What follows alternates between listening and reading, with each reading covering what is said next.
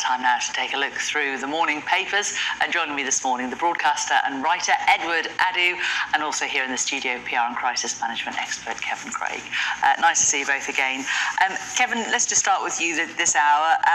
Illegal migrants to be electronically tagged. This was something that we put to the Home Secretary this hour, and she certainly didn't deny it, did she? She said the government's looking at all the options here. Yeah, and this story in the Telegraph on page 4, it might surprise you. I don't think that it will cause the government too many issues, because immigration and illegal immigration is a top 5 issue for the public. They want to be seen to be trying to sort out the mess that they've overseen in the last few years.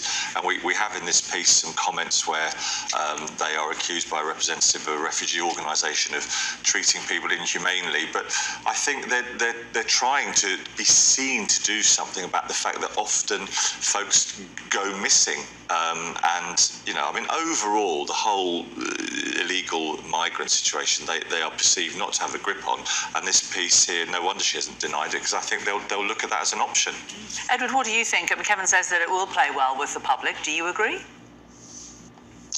I think it's an issue where it will unfold. It will keep on going. It's certainly. It's going to be, I would say, contentious when it comes to the election in terms of a pledge card to say, well, look, if we can tackle this, then in a sense, we need your vote. You've got to think of the numbers of the crossings. It's increasing now to the point where people are going to be tagged. Enver Solomon from the, I believe he's one of the refugee charities, I think, for the Refugee Council, who says these are vulnerable people who, some of which, if you assess their backstory, people say, okay, look, they're illegal immigrants, but they're seeking refuge of some sort. Some of them. Obviously, there's the issue connected to the trafficking as well. Whether this will work is another story. Because in the piece it says that if any abscond, if they don't respond to the text, or if they don't go to the office in particular where they need to report, that they won't be allowed to stay in the UK. Clearly it's about numbers. It's about trying to figure out a way to try and to keep the numbers down and to ensure that the government are on this, but it seems to be getting out of control. Okay, Edward. Kevin, the next story picks up in the Telegraph. Now, this is about Labour. One of the things they're keen to talk about today is putting the family doctor back at the heart of patient care. What do they mean about that? So Jane, Labour, on page 4 of the Telegraph, you've got an opinion piece by Wes Streeting, which is supported by a front page story also. And Labour's talking about plans to allow GPs to be paid extra when they offer patients a doctor of their choice. Wes Streeting, who I believe is very, very competent in this job, is talking about ending a like it or lump it situation for people with their health service. He wants to give more control, more choice, so that patients, if they request a doctor of their choice locally and a GP service delivers on that, by reallocating resources, those GP practices will get paid more. There is definitely a sense that the NHS is at times to the user impersonal. This story and Wes's piece also talks about 2 out of 3 patients never or rarely see a doctor of their choice, and 5 million patients a month that didn't get an appointment when they tried. And there is a real sense that at that GP level it's not working as it should, and he's picking up on that. And he's got his own cancer story as well, hasn't he? Which has given him informed his views. I was going to say as well, concerning GPs, the issue of calling at 8 o'clock in the morning. Luckily, my GP is great. I know some relatives have had issues where they've called at 8 in the morning. They've told they haven't got any they've got any spaces, and they've got to call back during the day. And some of those issues were serious. I think that's the case of trying to move away from this remote fashion and to try and see people face to face.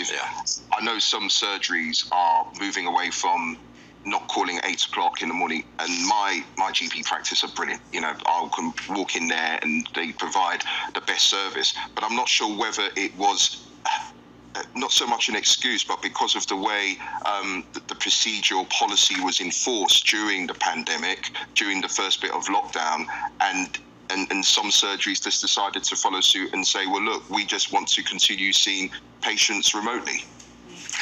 Edwin, another story in The Guardian, which is linked to health, I suppose. This is the ULEZ scheme.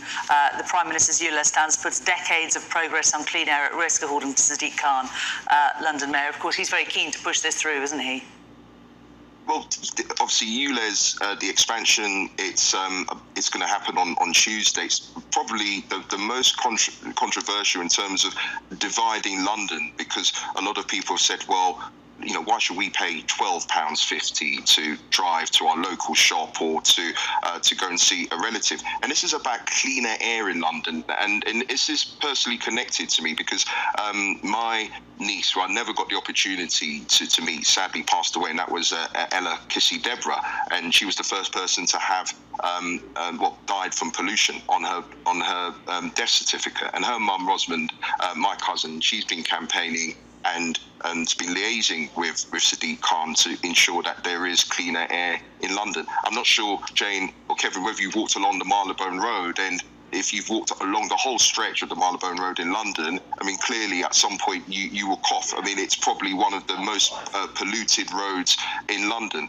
But concerning the Prime Minister, Rishi Sunak, I think the conversation or the piece alludes to the fact that the Prime Minister may be sort of backing down on initiatives for cleaner air. And when Boris Johnson was the Mayor of London, I think one of his pledges, or certainly what he did with then the Prime Minister David Cameron, was to set out objectives. And I think this whole issue with ULEZ even stretches back to when Ken Livingstone was London Mayor, to ensure that Londoners can breathe in, have fresher air, and the capital can be greener. But it would be interesting also, I think there's connected to the story,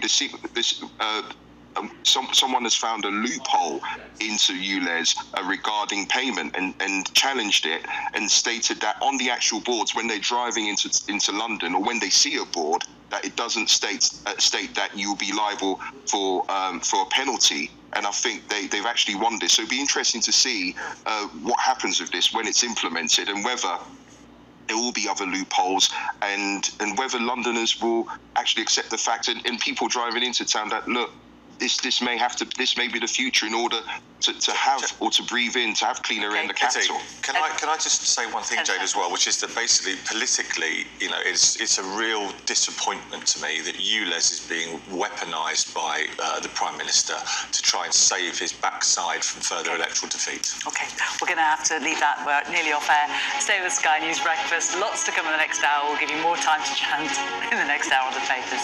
Stay with Sky.